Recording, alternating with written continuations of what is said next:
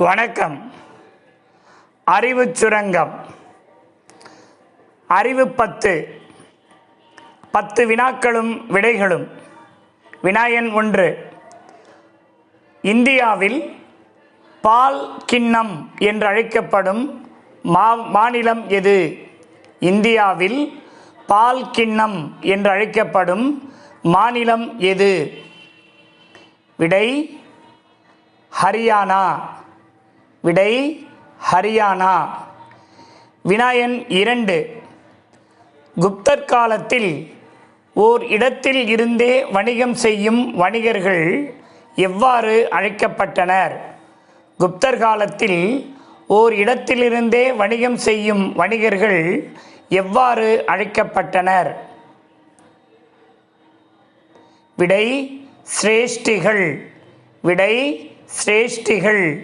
வினா எண் 3. வினா எண் 3. தமிழகத்தில் மகளிர் காவல் நிலையம் எப்போது தொடங்கப்பட்டது?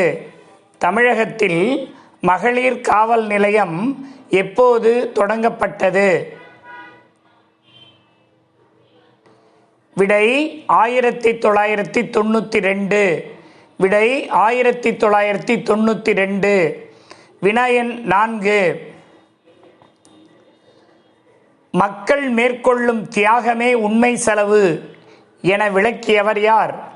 மக்கள் மேற்கொள்ளும் தியாகமே உண்மை செலவு என விளக்கியவர் யார்? விடை பொருளாதார அறிஞர் ஆல்ஃபிரட் மார்ஷல். பொருளாதார அறிஞர் ஆல்ஃபிரட் மார்ஷல். வினா எண் 5. காந்திஜி உருவாக்கிய கல்வி முறை எது? காந்திஜி உருவாக்கிய கல்வி முறை எது? விடை வார்தா கல்வி முறை.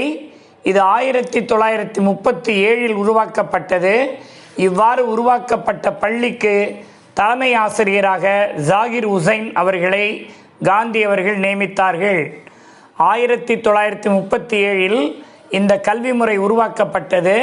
இவ்வாறு உருவாக்கப்பட்ட பள்ளிக்கு தலைமை ஆசிரியராக காந்திஜி ஜாகிர் உசைன் அவர்களை நியமித்தார்.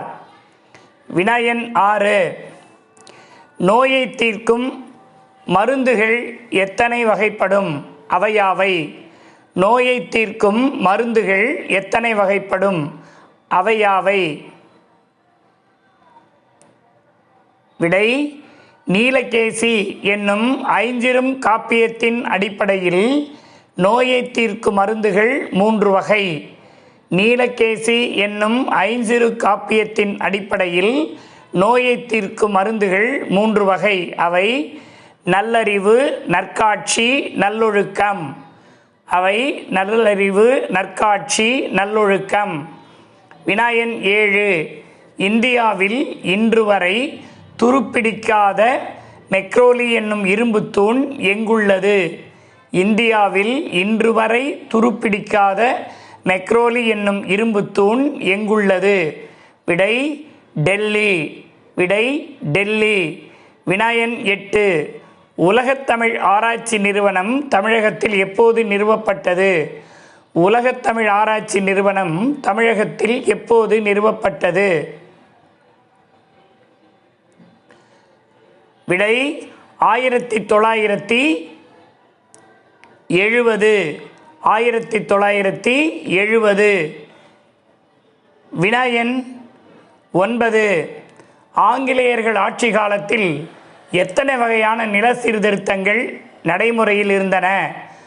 ஆங்கிலேயர் ஆட்சி காலத்தில் எத்தனை வகையான சீர்திருத்த முறைகள் இருந்தன?